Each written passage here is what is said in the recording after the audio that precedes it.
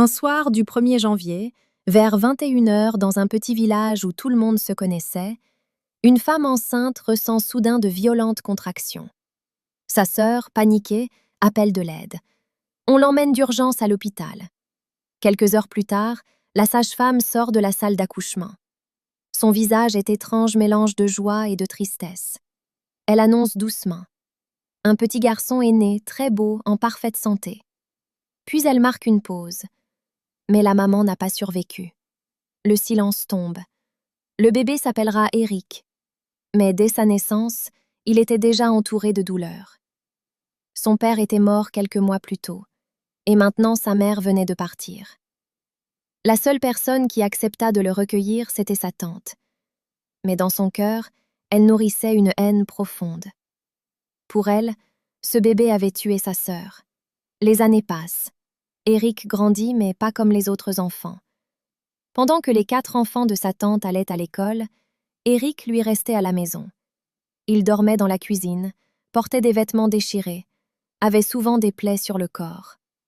Il allait chercher de l'eau au marigot, faisait le ménage, et parfois il dormait sans manger. Un jour, il osa demander « Tata, est-ce que je peux aller suivre les cours du soir ?»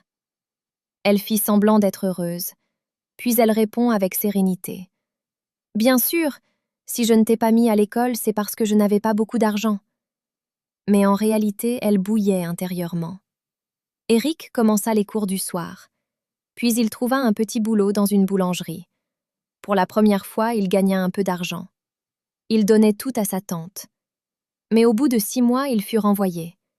Il trouva un autre travail 4 mois plus tard, renvoyé. Encore un autre. Le même scénario se produit. Toujours pareil. Eric ne comprenait pas. Était-il maudit ? Un jour, il alla voir l'oracle du village. Il posa la question à l'oracle de savoir s'il était maudit. Celui-ci consulte alors les ancêtres, et là tout devient clair. « Tu n'es pas maudit, mon fils, mais quelqu'un agit contre toi. » Sa tante consultait un marabout. L'oracle lui donna un simple fil rouge. « Garde-le toujours sur toi, il te protégera. » Eric partit, puis passa un concours d'infirmerie et réussit. Il devint infirmier. Les mois passaient, et il ne perdait plus son travail. Sa tante observait en silence. Quelque chose n'allait pas. Elle alla voir son marabout, lui explique ses inquiétudes. Il lui répond « Ne t'inquiète pas, il va bientôt perdre son travail, ce n'est qu'une phase. » 3 mois, 6 mois, 1 an. Eric était toujours en poste. 1 an et demi passa, puis presque 2 ans. Cette fois, la tante paniqua. Un matin, pendant qu'Eric était sous la douche, elle fouilla ses affaires. Elle trouva le fil rouge. Sans réfléchir, elle le découpa en morceaux avec rage. Au même moment, Eric ressentit un frisson glacé, comme si quelque chose le quittait. Quelques semaines plus tard, il recommença à tout donner, à se négliger, à perdre sa joie. L'oracle comprit. Il explique la situation au chef du village. Mais ils avaient besoin de preuves afin de mettre à nu les agissements de la tante. Alors ils décidèrent d'un plan. Une fête fut organisée. Pendant que tout le monde dansait, l'oracle entra dans la maison. Il fouilla partout, rien. Il commençait à se demander si Eric n'était finalement maudit. Puis il entra dans la cuisine où Eric se trouvait.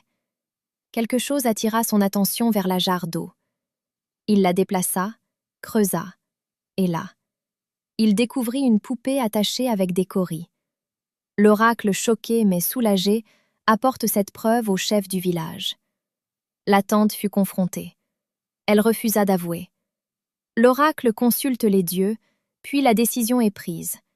C'est ou elle confesse, ou ses enfants mourront. Elle fait mine de ne pas être inquiète.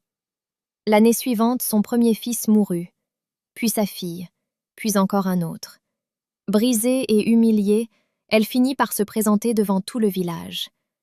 À genoux en pleurs, elle avoua tout. Elle fut bannie à jamais. Eric, enfin libre, commença une nouvelle vie. Et pour la première fois depuis sa naissance, le 1er janvier, il sourit vraiment.